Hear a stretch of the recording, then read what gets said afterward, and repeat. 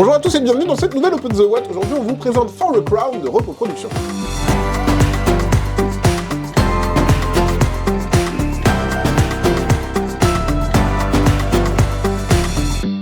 For the Crown, c'est un jeu de Maxime Rambourg, illustré par Paul Maffaillon. C'est un jeu de One Deck Building. Qu'est-ce que ça veut dire? On se le demande. En gros, c'est un jeu où vous allez acheter des cartes et mettre des petites sleeves dessus, donc des pochettes plastiques, avec votre blason. On va mélanger toutes les cartes, et dès que votre blason sort, vous appliquez le pouvoir. Mais c'est un seul paquet.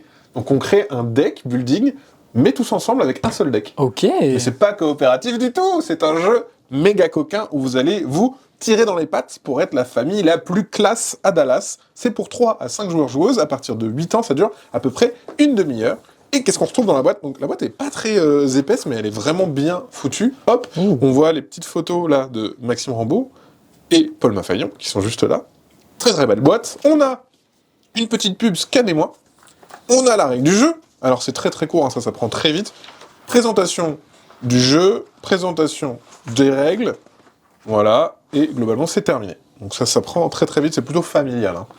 On va avoir ici le tableau de la popularité, où on va progresser avec nos pions, et on va avoir des malus si on n'est pas la famille la plus cool de la cité. En fait, on va perdre notamment des richesses si on n'arrive pas à progresser sur ce tableau. On verra que c'est un des pouvoirs possibles donnés par les cartes. Et aussi, ça sert de marché. C'est là où on va mettre les cartes, et c'est ça qui va vous indiquer le prix des différentes cartes. Et bien sûr, elles vont bouger avec le temps, donc on va pouvoir récupérer plus ou moins de cartes plus ou moins chères. Ici, on va avoir toutes les punchboards. Le but du jeu, ça sera d'être la famille la plus riche, avec des petits joyaux. Et vous allez voir que vous pourrez en gagner des joyaux, mais surtout, les autres vont vous en faire perdre. Et ça, c'est pas cool, parce que vous allez voir que c'est un jeu un peu coquin.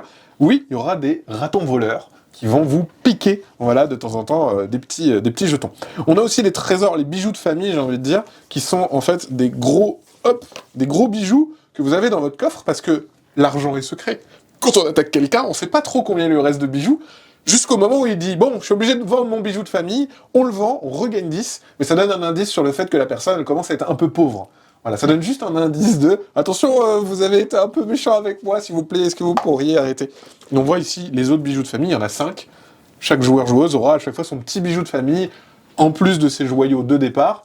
Voilà, le petit avertissement du « Ça commence à être compliqué ». Et on voit à l'intérieur que tout est bien rangé. Ça, c'est vraiment magnifique. On va avoir en fait des boîtes pour chaque famille, donc il y en a 5, plus la boîte avec les cartes de base. Donc pour l'instant, oh, elles sont vides! Oh, mais c'est des super boîtes en plus. Ouais, elles sont super, elles sont très rigides, et c'est là-dedans que vous allez mettre votre petite fortune. Donc il y a une boîte à chaque fois. Là par exemple, on a la famille des singes, avec les petites bananes.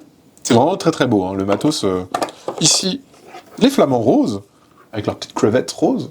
Voilà, très très beau. Ici on a les lapins, avec leurs petites carottes. Eh oui. Magnifique.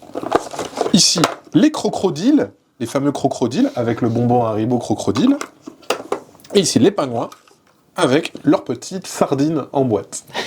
Voilà. Et chacun a sa petite boîte. Même la boîte, Et la on boîte sent est que... super belle, hein. Ouais. Wow. En fait, c'est là où il y a tous les bijoux, donc on peut les mettre ici, c'est un peu rigolo. Ils se sont vraiment embêtés à faire un truc, mais partout, quoi. Vraiment partout. Donc ça, c'est magnifique. Ici, on va retrouver, hop, les différentes cartes. Donc pareil, et je trouve ça cool qu'il y ait des boîtes avec à chaque fois tout le matos. On va retrouver les pions. Donc je vous le disais, ça va servir pour la piste d'influence. Hop, chaque famille a son petit blason. Et c'est ici qu'on va faire cette petite course. Et du coup, il y a c'est un double layer, donc les pions restent bien en place. Même si un chat passe sur la table pour essayer de faire bouger les pions, il n'y a pas de souci. Et on va essayer comme ça de se déplacer, clac, clac, clac, en essayant d'aller récupérer des petites faveurs. On va retrouver, et c'est ça un peu le cœur du jeu, des pochettes.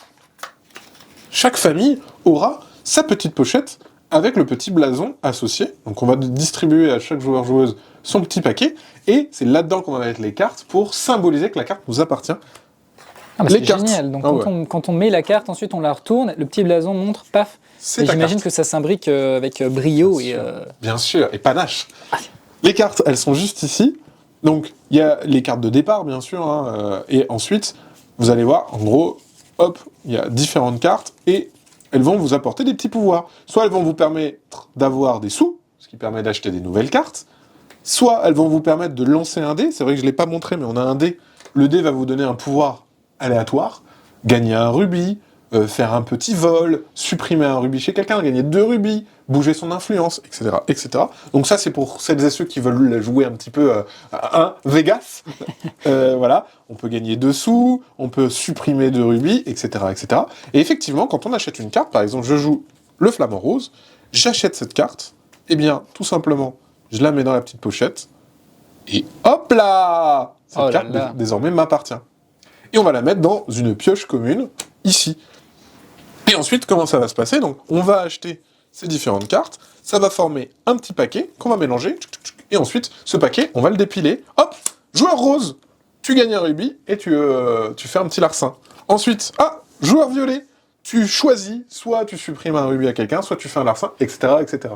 Ah, ça marche super bien. Et ça marche super bien. À la fin, en fait, on a vraiment un seul paquet de cartes qu'on dépile. Et ce qui est drôle, c'est que des fois, toutes vos cartes arrivent à la fin. Donc vous pouvez attaquer les gens à la fin. Soit des fois, c'est que vous allez faire que des crasses aux autres. Et du coup, tout le monde va se liguer contre vous. Bref, c'est un jeu fourbe, rapide, familial et absolument délicieux. Voilà, c'était une présentation de For a Crown. Et bien sûr, comme d'habitude, on vous fait des gros bisous. On vous dit à la prochaine. Et ce que propose ce jeu, c'est royal.